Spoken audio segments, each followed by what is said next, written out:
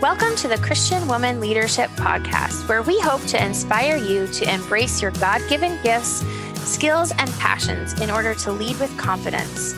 We want you to remember that you are fearfully and wonderfully made in the image of God, and you are fully loved by Him. You have been designed on purpose by God with unique gifts and passions in order to love and lead those around you. I'm your host, Esther Littlefield, a pastor's wife, business owner, mom, and writer. And I'm Esther's co-host, Holly Kane. I'm a wife, mom, and business owner. I also write at hollykane.org, where I focus on my passion for women's ministry. Together, we chat about important issues that Christian women leaders face. In addition, we interview other women just like you who lead in various roles, from church to community to business. Through this podcast, we offer you encouragement, tools, and resources to help you on your leadership journey. We are so glad you're here with us.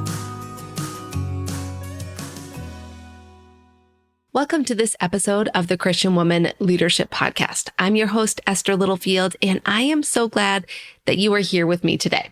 And if you live in the United States, I hope that you had a wonderful Thanksgiving holiday and a relaxing weekend, not too crazy with the Black Friday shopping. All right. Now, one of the things that can sometimes come up as we enter this holiday season is feelings and emotions, right? We can have unwanted emotions. We can be surprised by our emotions. Maybe there are some challenges going on in your family that have you feeling stressed or angry or depressed. Or maybe you just know that every year you get your expectations up around the holiday season, and then things don't always go as planned. Or perhaps there's more pressure at work and you're finding it hard to have a moment to enjoy the season. If you're involved in church ministry, there is likely more on your plate at this time of year, and you might just try to ignore the feelings and just stuff them down because you don't have time for it. But the truth is, when we don't deal with or manage our emotions and our feelings, that has a negative impact on us, both in the moment as well as long term. And it actually impacts the people that we lead as well.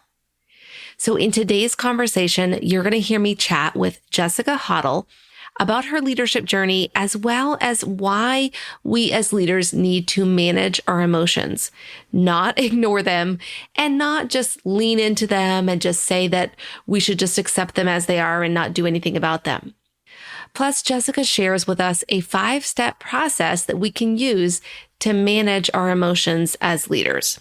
So maybe you're listening to me say this and you're thinking, oh, I don't need this episode. I'll just skip this one because I don't have a problem with emotions. I don't overreact and I don't get upset easily, so I don't need this one. Well, let me tell you, keep listening. This one is for you too. You still have feelings even if you don't show them outwardly. And you still need to learn how to manage them and process them so that you can be in a healthier place as a leader. We're going to get into all of that in this episode and much more. Now, before we dive in, let me tell you about our sponsor for this episode. Confident Conversations is a mini course designed to help you initiate and lead hard conversations as a Christian woman. Even if you struggle with confrontation, you aren't sure what to say, and you want to avoid hurting people in the process. And let me mention, in this mini course, I talk about dealing with your emotions and managing your emotions during hard conversations, because that is often a time when this issue comes up. So if you're in the place where you might need to have a hard conversation this holiday season, whether at work, with family, or in your church, then go over to confidentconversations.co and check it out. See if it would be a helpful resource for you at this time. Now let's go ahead and dive into our conversation with Jessica. All right. Welcome, Jessica, to the podcast. We are so glad to have you with us today. So I would love if you could start off just by sharing a little bit about you and what your leadership looks like right now. What my leadership looks like right now. Well, I have been married for 5 years. We just celebrated our 7 years of being together. And right now, my husband, he's a financial advisor and he also does real estate.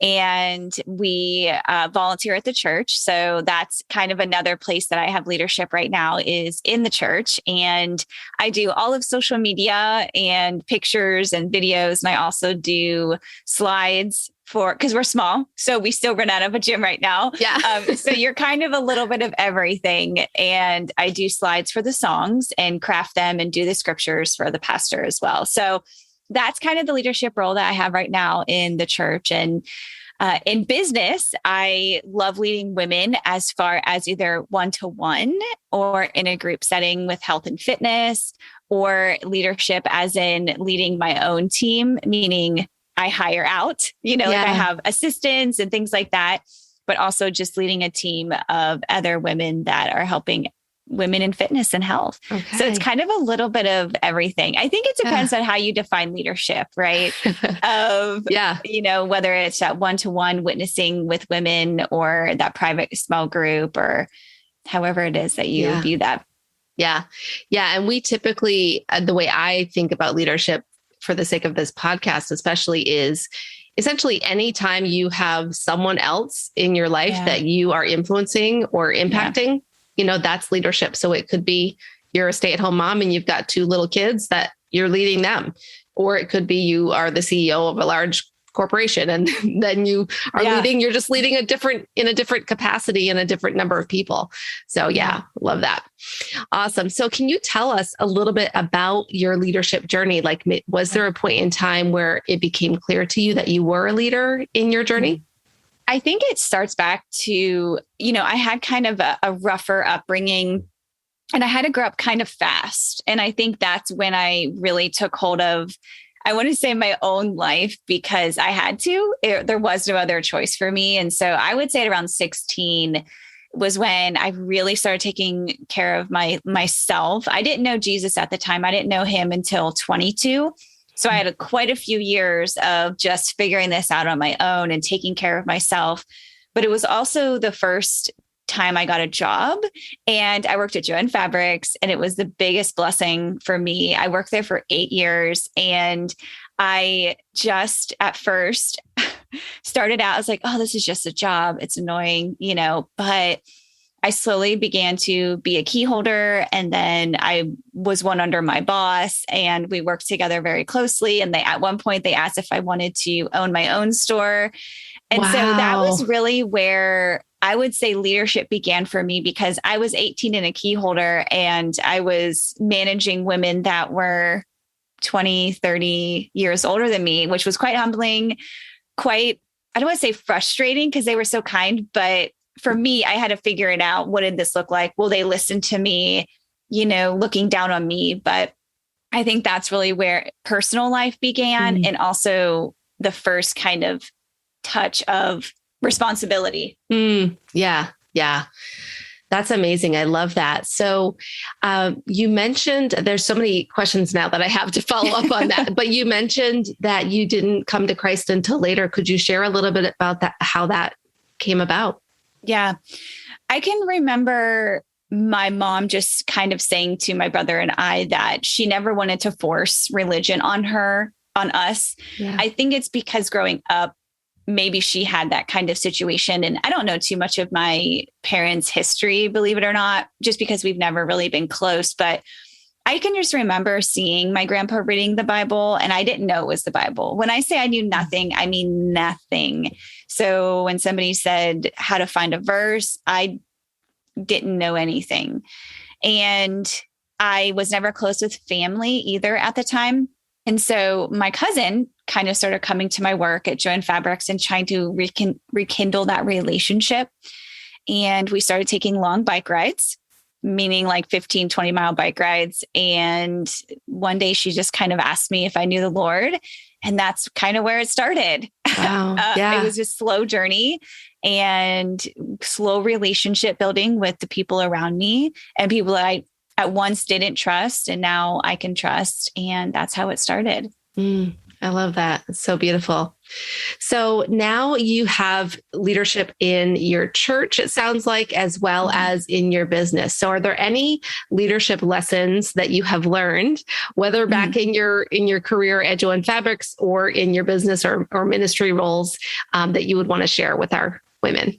I think the big one that changed my relationship with the people around me and how I work with people is taking responsibility and not blaming anybody else. I think when something goes wrong in our organization or something falls apart on a project, we instantly want to blame the person that quote unquote failed you.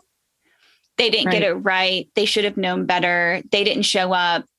They missed the deadline, the timeline, whatever it is. We tend to just keep blaming other people in our organization, and we don't take responsibility as leaders ourselves. Yeah. And that is huge for me, because when my assistant doesn't post this or do this, me just going to her and saying, you did this wrong, why aren't you posting, does not help. I also take responsibility and go, maybe I should have been more clear, better communicator. It's not that she's not taking responsibility herself, but I'm taking responsibility as a leader of the pack, so to speak, or my actions, and being able to say, I can do better. Let me communicate better. Let me handle this better. I'm sorry. I should have done this.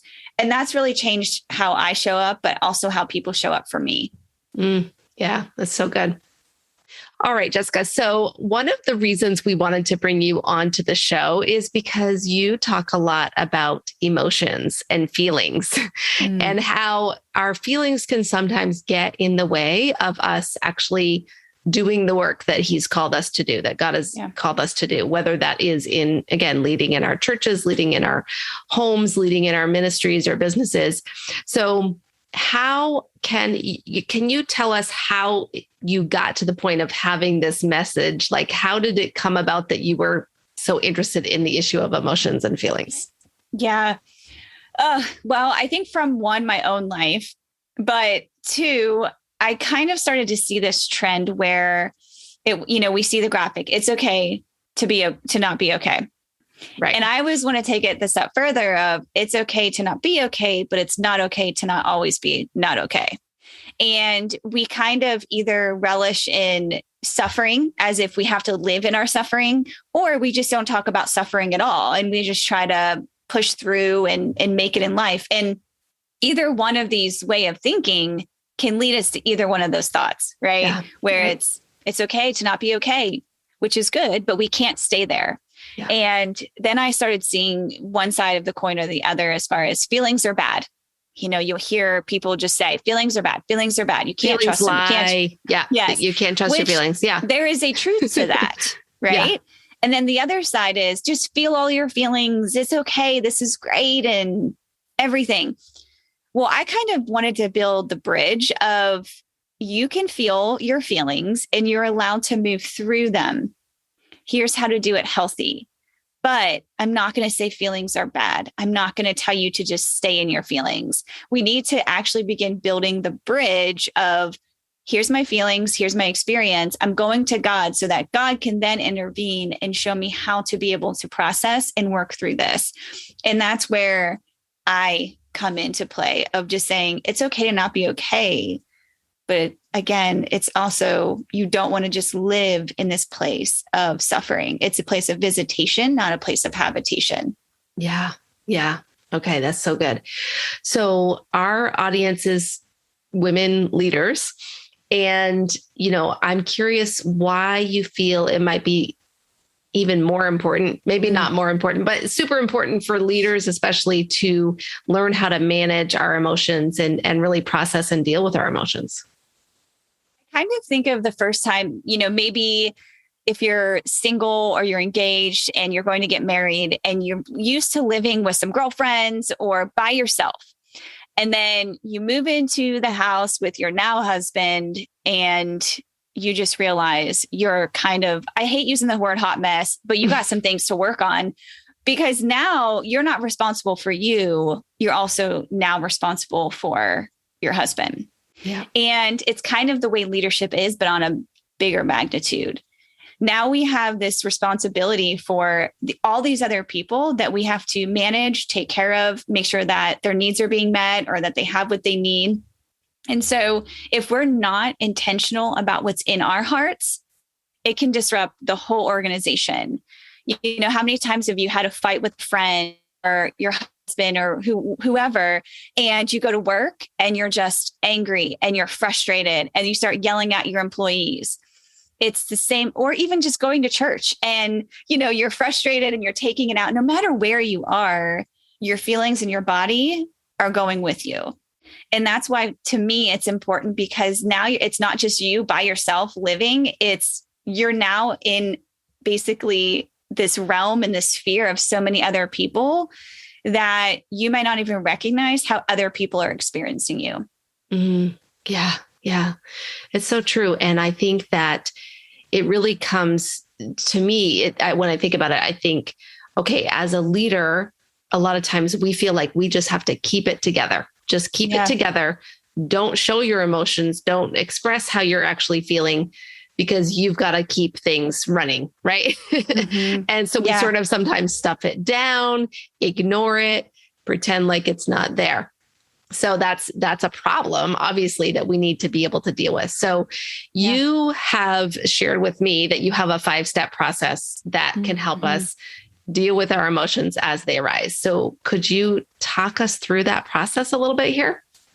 Yeah. And I love the idea of how we can be vulnerable with the people around us. Even we don't have to share everything. We can just share some basic facts. I do this with my assistant all the time. She does it with me. If something doesn't happen, it's just, hey, I'm going through a really hard time, or this is frustrating. This is why I'm late. It's just that kind of honest integrity of staying true. And even when I walk through this 5-step process, it allows you to be aware so that you can actually communicate, hey, I'm sorry that I snapped. Today has been this kind of day, or this is what's happening. Again, it allows the wall to come down on the other side of the person, no matter who you're facing, of just saying, this is what's happening. It's not an excuse, but I'm sorry. And when we just acknowledge our emotion, which is the first step, what I like to also say, I talk about a lot about this in the book, is emotion is something that you feel in your body, meaning palms sweating, heart racing, stomach uneasy. You might start crying. You might feel like you're going to experience it in your body before you feel it consciously, meaning the feeling is the conscious experience of the chemical reaction. Does that make sense? Yeah. So yes, you feel it in your body before you're ever conscious of what you're actually feeling. Okay. I have a follow-up question for you for that. Okay, go ahead. Let's do that first. Because I've talked with people who say that they struggle to actually identify what they're feeling. Yeah. But like you're saying, often they will be having that situation in their body happening, but it's like, it can often take them several hours to process later on what the actual emotion was. So, or the feeling. Yeah. I may be using the wrong word there. No, do you have any thoughts on maybe how to help someone who struggles with identifying or acknowledging that emotion? Yeah, I think naming is a huge part of the process, because now you have a name and then you can actually begin to move through it. And they actually have an emotion wheel, which a lot of people use. If you've never heard of it, look it up. It's an emotion wheel. And it's this huge circle that basically has tons of emotions that lead into feelings, because it kind of starts at one circle, our main emotions, and it kind of branches out. Right. So if you have a hard time describing, or you're not used to describing, or you're not used to communicating how you feel, because a lot of that goes in with how you're raised, your pain, if you've been stuffing for a long time, looking at the wheel can help somebody and help you be able to say, okay, I'm discouraged. No, I'm frustrated. No, I feel hostile right now, or anger. I think that's a great resource just to get somebody started if they're not a great communicator at what they're feeling. Okay. I love that. Thank you for that practical tool. And I loved just what you brought up as this first step of like, or the thing that we can do as leaders, and just being honest about where we're at without divulging all the details, right? Because we do need to sometimes use discernment in what we share with the people that we are leading. But even just as a practical example, yesterday, my day was like, it just went sideways. The whole day was just awful. And then my husband got home from work. And so I was already stressed, overwhelmed, and just like in the middle of making dinner. And I just said to him, you know what? I haven't had a good day. I'm just letting you know right now, getting it out there. And obviously I'm not leading my husband, but just as an example, like that helped him. He was like, oh, thank you for telling me. Like, cause then he could approach our interactions differently than maybe if I hadn't said that. So it's helpful to be open with the people that are around you if you're in sort of a negative place. So I love that. I'm with you because I do that with my husband all the time. All the time. I mean, sometimes it's at the end that I have to apologize. Sometimes it's usually after I've snapped. And then I say to him, I'm sorry, you did not deserve that. I was having this, or I just explain whatever's going on for that day or what I'm experiencing in general. And I think that it takes a lot of humility. Yeah. But when you let that out and you're just honest, it feels freeing. And you're not trying to hide who you are. You're not trying to have them guess, because women, we think that people should read our minds, right. How we're feeling and what we're doing. But I think that's so important.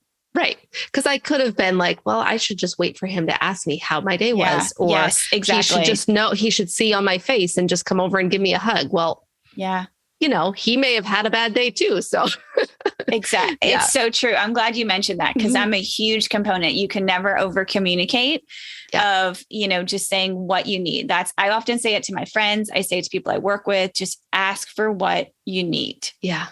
Yeah. Okay. All right. So the 5-step process, did you tell us step 1? I feel like you did, but can you reiterate it so that we don't miss out on that? So the first step is just acknowledge. I think when we get to even that point of being able to, I call it the 5-second, like the 5-second face off. My book's called Face Off with Your Feelings, but this is really like a 5-second face off where we just acknowledge and we give ourselves a moment to ask, is this going to help or is this going to hinder? And so that helps us to create just a few seconds of space before our reaction. Is what I'm going to say, is how I'm going to act, is this going to help the situation or is it going to hinder the situation, our relationship, whatever it is? So we just want to be able to acknowledge, hey, something's not right. I'm about to, the pot's about to boil over and something's about to come. Then the next thing is just being able to then identify it. So this is the huge part of being able to move through it. Maybe you need to have a color wheel on hand or to still be able to look down and go, man, I'm feeling XYZ right now. And be able to say, okay, this is what I'm feeling. And then the third thing is we want to be able to accept the emotion without trying to change it, belittle it, compare it, or accept it as our identity. So a lot of times I say acceptance, but I'm not saying that just because you're sad doesn't make you a sad person. If you're angry, it doesn't make you an angry person. A lot of times we use our emotions as our identity that are not based in, of course, the word of God or just the fruit of the spirit. We can identify with those, but hatred, anger, this is just who I am. Phrases like that really keep us stuck and not moving forward or healing because we think that somehow God gave us that, or that's just how we're bent. We use things to kind of solidify. Right. So that's number 3. Number 4 then is, what is the emotion telling you? I write a lot in the book about how our bodies can be one of our greatest storytellers, meaning tight shoulders, constant headaches, digestion problem, anything like that can just be from chronic stress, overworking, exhaustion, not sleeping. Things like that are just symptoms of what's going on in your body, whether it's, malnutrition or you need vitamins or whatever it is, but it also can just be stress, like emotional stress, spiritual stress. And I think it's important that we take a second to go, what is actually happening and why is this upsetting me?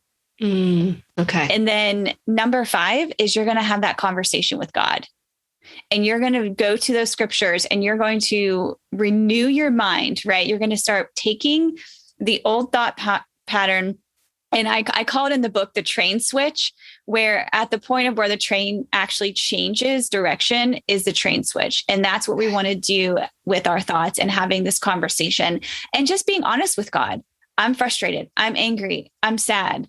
I feel overwhelmed. I feel defeated. I feel like nobody cares. I think when the more honest that we can be with God, the even more we can begin to heal and go through that process.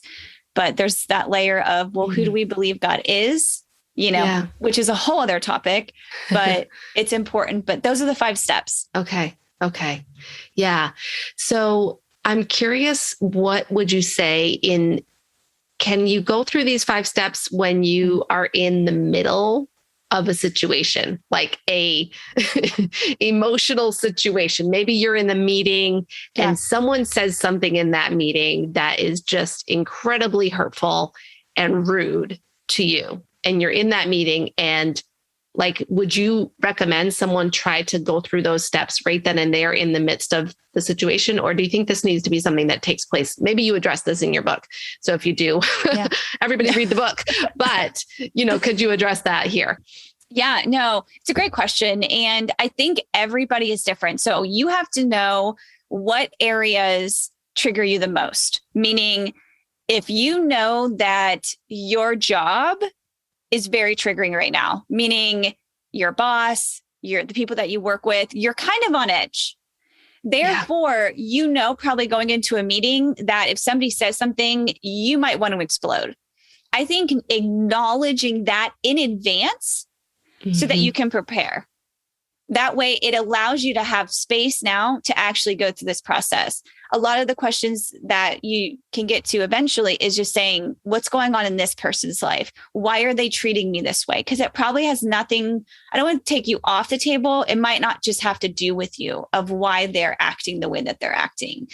And so I think just knowing what circumstances will begin to trigger you in advance, you can begin to prepare, meaning maybe you walk out of the room. Maybe it's you're silent and you start journaling something down of what you want to say, or you just have boundaries where you say, it's not okay to talk to me that way, which for a lot of people, it's hard. You'll get to that point, I promise. But it's just this reality of, is it when I walk into church or this person that I'm around? What is it? And then you can begin to recognize it. And if you're like, I don't know what triggers me, just pay attention to your everyday routine and pay attention to how your body feels. Does your mood change? Does the way you talk, do you get tired, fatigued? Because that means that sometimes you're thinking so much and you're stressed, or you're just overwhelmed and you just want to shut down. Your body's going to tell you first really what's going to be triggering you before you're ever aware of it. So does that answer your question? Yeah, it does. And it leads to another question. I think there are people who this emotional, managing your emotions is really obvious if you tend to be someone who is more emotional. So if you tend to be the blow up person, the reactor, I'm just going to storm off, or I'm going to say something in retort to that person that just said that thing to me in the meeting, or I'm going to start crying or something like that. But for some women, they tend, just because our personalities are different and we all are wired differently, some of us, we don't have quite as much emotional reactions to things naturally. So what would you say to the woman who maybe isn't super emotional and doesn't really think emotions are a problem for her because she's not blowing up at anybody? She's not melting down in the middle of a meeting. She's not doing any of these things that might be obvious signs that there's a challenge. Yeah. I think I would ask a few questions. Do you think feelings and emotions make you weak? Do you have feelings do you not show feelings and emotions because you have been told that they are bad and that you shouldn't have them? Do you not have feelings and emotions because that's your armor? Meaning that is where you make it so that people don't approach you. That's kind of where you go to feel safe and you just kind of hide out. I think there's a lot of things that I'm not asking you to be like this, like you said, this emotional girl and you have to share your feelings all the time. But I believe that there are reasons why we think that well, I'm just not emotional. I don't have emotional. Like, I just don't have emotions at all. And that's just not true because God created you to have Right. emotions. So you're going to be operating in the flesh or the spirit at some point in your day. And I think for me, I would just be asking you questions for you to figure out why. Have you been told that they were bad? Like I said, have you never seen your parents talk about feelings, or have you been told as a child that like, hey, you just need to suck it up? I mean, think about it. Boys are told not to cry. So cry. Are feelings and emotions weak to you? And you don't want people to see you as weak, so to speak. Yeah. And you just shove everything down. Does that help? Yeah. Yeah, it does. It does. Yeah. I think that's so true. And even just thinking about even in our culture, like I cry very easily. That's something that just, I have a very, I guess, a tender spirit. And I like, if somebody says something, and not even so much about me, but just like, if I'm in church and there's, if the spirit moves or something happens, I just can tend to cry very easily. And I used to get super embarrassed about it. I used to be like, oh my word, I don't want to cry. Like if someone says something to me that's really meaningful and kind, I would cry because it was just like, so like, it would bless me. And then I got to a point where I was like, you know what? I'm not going to apologize for crying. That's a totally normal reaction to a situation that is meaningful. And so, but it seems like in our culture, we have sometimes an aversion to people showing certain types of emotions, like you said. So do you think that plays a part in why some people might not be okay with the emotions that they might be feeling? Mm-hmm. My own personal story, growing up watching a lot of fighting happen, I wanted to avoid confrontation. Anything I could do to avoid the confrontation, because I saw what I thought conversation meant. Yeah. Meaning you fight until the death, and you try to talk over each other. And I was like, I don't want to be a part of that. Yeah. So I would never share anything that was truthful. Any guy that I was dating, I morphed and I was a chameleon, and I never shared what I wanted to do or I changed how I dressed, the music I listened, everything, just so I could morph around the person I was with, because I didn't want to be honest with myself. And it kept me being in relationships longer than I needed to be, because I didn't want to break it off. I didn't want to tell him I didn't like him. And a lot of reasons is, one, I didn't want to be alone, but two, I didn't want to deal with the confrontation. Yeah. And this leads me to this, is that I think when we show vulnerability, it means intimacy. And so if I cry when people are praying over me, that means I'm being vulnerable. And that means that people are probably going to console me, which is intimacy. And that makes me feel uncomfortable, because growing up in my 20s, I never had intimacy. I just avoided it. I didn't hear, I love you. I didn't hear, I'm sorry. And I think a lot of the times that also has to deal with it, because getting close, intimacy, that's vulnerability. And that means that I can't risk being vulnerable to risk feeling uncomfortable. Yeah. Yeah. I'm so grateful you brought that up. That issue of vulnerability is something we talk about on the podcast pretty often. And even talking about it as leaders, that we actually need to be vulnerable as leaders, because we set the tone for the organization or the culture of our church or whatever it might be. And if we can show vulnerability, it actually makes a much safer place for everybody else to be vulnerable. Right. Yeah. So I love that. So I want to go back to what you said earlier. I think it was on step 4. You said, what is this emotion telling you? And asking the question, why is this upsetting me?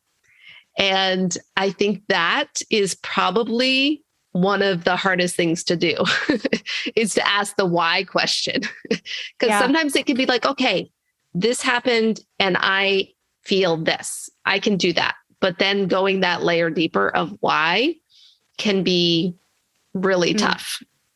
So do you have any practical ways that you recommend people do this? Like, do you recommend journaling or praying or talking with a friend? Like, are there any practical habits that we can put into place to process our emotions?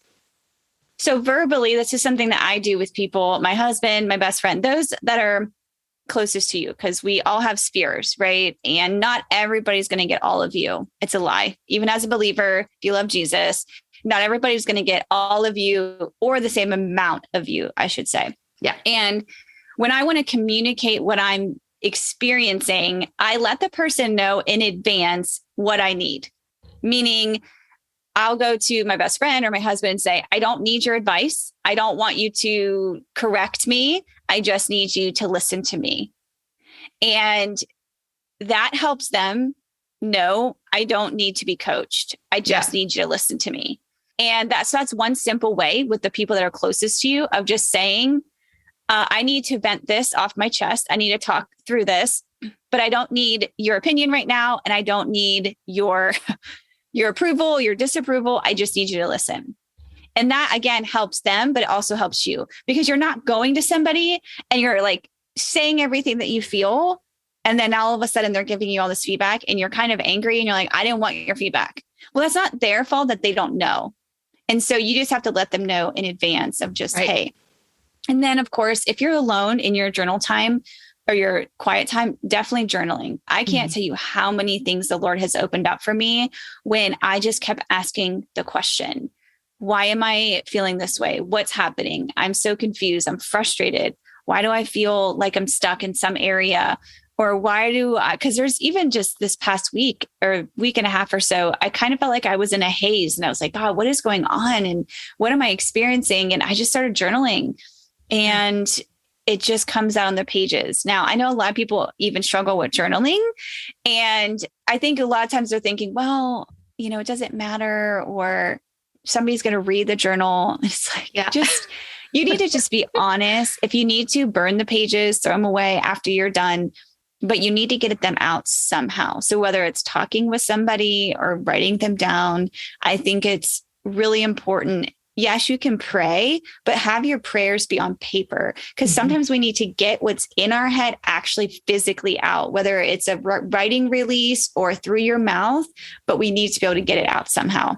Yeah. Yeah. I so agree with that. I'm a big proponent of journaling, but my co-host Holly, we often talk about this, that she doesn't love writing, but she's a verbal processor. So for her, sometimes she processes through talking with a friend. But I definitely agree in the power of like bringing it into the light, essentially, when you share it verbally or on paper, it somehow makes it make a little more sense. Like sometimes how ridiculous we're being, or sometimes how much healing we need. Like sometimes it can be that, oh my goodness, I really was hurt. That thing was really serious and I need to get help. I need to take some steps here. So, yeah. Okay. All right. So one more question about emotions is you mentioned in step 5, having the conversation with God and this idea of the train switch and kind of shifting gears. So what is that balance between being aware of our emotions, knowing that they're there, but then not essentially, the scripture that says, be angry and do not sin, right? Where can is this where you think that happens, is where we make a choice on how we're going to respond based on that conversation with God and based on the truth of his word, that we can then step forward into a healthy response to the emotions? I think a lot of it has to do with our view of God. It really starts with our identity. Do we believe who God says he is? And do we believe he's good to us?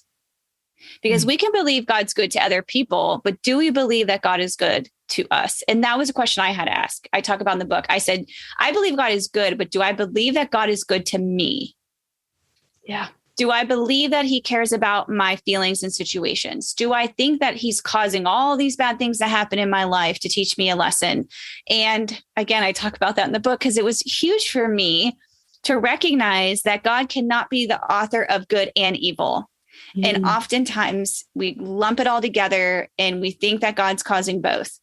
And that's a whole theology thing. But for me, it comes from the identity piece of who we believe God is, because that's going to overflow into, I know I can claim, I love Romans 9, Romans 12, 9-21.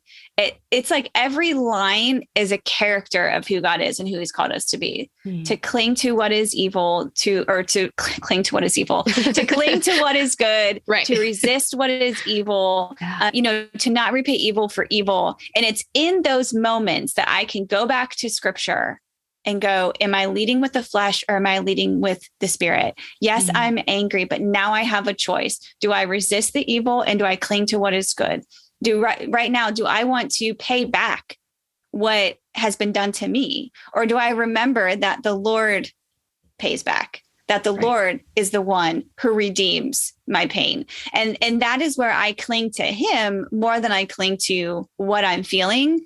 Because I'm always like, you know what?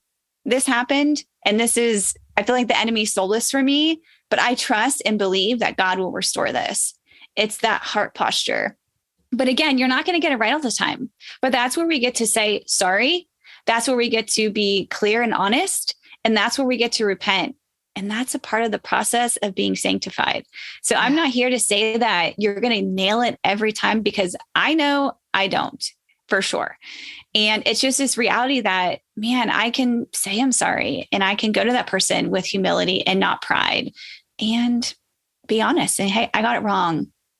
But then I can also choose in those moments when I do, quote unquote, I guess, get it right, of I don't have to partake in this. I don't have to be spoken to like this. I don't have to just have my way be the right way. And that's a joke between my husband and I, is that, listen, all women, you probably know this, of loading the dishwasher. You have your own way of loading the dishwasher for the most part. Yeah. And my husband would come in and be like, why are you loading it like this? Doesn't make sense. And so I said to him one day, I said, just because it's not done my way doesn't mean it's done the wrong way. And he uses that against me a lot because, it's true. Like, is the dishes still getting cleaned? Yes. And just because it's done my way doesn't mean it's done the wrong way. Yeah. But I think a lot of it, it flows from our identity to what is really being transformed in our hearts according to the word of God, because what's the abundance of our heart, the mouth speaks. So what's in our heart will come out and it will show us what's in there, because we're like sponges, and what we soak in will wring out. Yeah. Okay. So helpful, Jessica. All right. I know I said I had one more question about emotions, but I just thought of one more, and this is a hard one. So okay, I'll do my best. You want. I'll do my best. For those who are leading, and I'm thinking specifically in a church scenario, but even it could be in a workplace too, or even in their family, but they have someone in their life who is clearly not dealing with their emotions in a healthy way. Yeah. Right. You can see that when that's happening. Do you think that is something that we should address or try to approach? Or is that something that we just simply have to leave to God and have him work on that heart? Like, I'm just curious, because I can think of times where maybe you have someone, a volunteer in your ministry team, that is showing signs that they're not in an emotionally healthy place and they're not dealing with those emotions. Any thoughts on how we deal with that? Yeah, a few things come to my mind. One, you have to know your level of connection. So if you're directly over them, then I feel like you have a connection with them where you can say, hey, I've been noticing this happen. Or, is there something that you want to talk about? It's kind of extending the arm and saying, I see this. I acknowledge you. Is there something that you need to be talking about or that you need help with, without trying to change them? Yeah. You're not. The biggest thing I can offer any leader or just somebody that recognizes behavior or pain is to give your advice when they don't ask it. Because you don't know what they're dealing with. So you could actually make it worse for them, or, just make them not want to talk to you at all, which then you lose that disconnection. Now, of course, if it's the word of God or you're constantly pointing them to their identity, yes, please do. If that's your advice, that's kind and loving and it's patient and it's enduring and it hopes in them, yes, please. But we have to know the level of connection that we have with somebody. Have they actually asked for your help? Now, not everybody's going to ask for help. So that's why we know our level of connection to be able to approach them. Yeah. And watching how you give advice when it's not asked. I think is very critical. Now, if you don't have that level of connection and you're recognizing that behavior, somebody else does. And I'm not saying you ignore sin. I'm not saying if something is blatant and obvious, yes, please, we should address them, of course, with, the love of God and all the things. But I think we have to know our level of connection, find somebody that is in that level or not, and kind of just go from there. Okay. Yeah. All right. That's helpful. Thank you.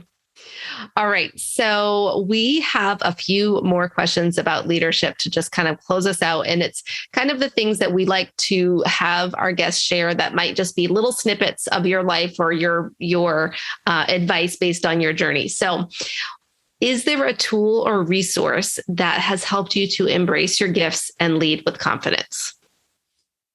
I feel like a tool, We talk a lot about different personality tests or different, books or things like that maybe have been helpful.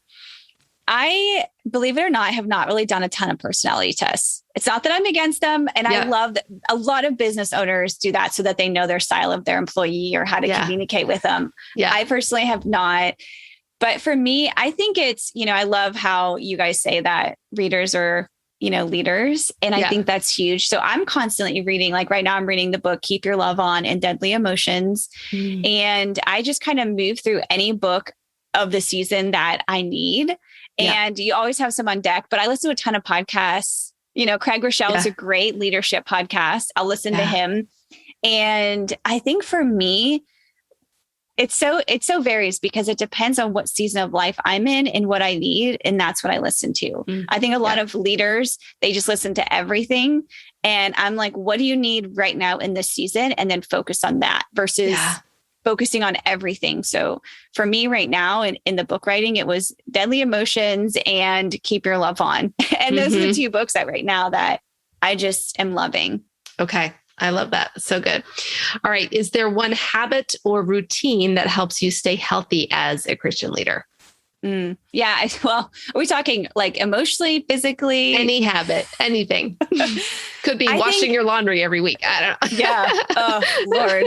I left my clothes in the dryer for 6 days, guys. 6 days they were in the dryer. It was so bad. I don't even know. I think I should get like an award for that. 6 days. Mine go into the basket and then they just stay in the basket for 6 days.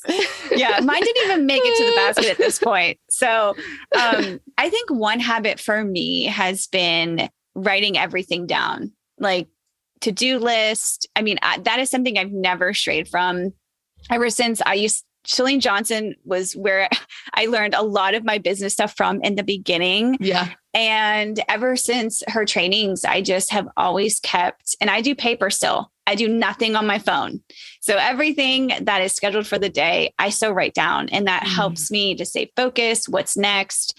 And I've never not done a to-do list. So yeah. Okay. I love that. That's super practical. I am always I have my bullet journal over here. I'm the same way. I have to write things down.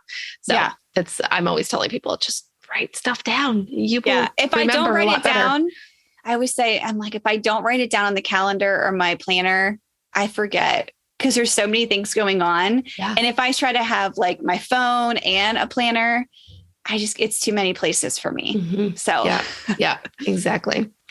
Okay. What's one piece of advice that you would give to another woman who wants to grow in her leadership? Yeah.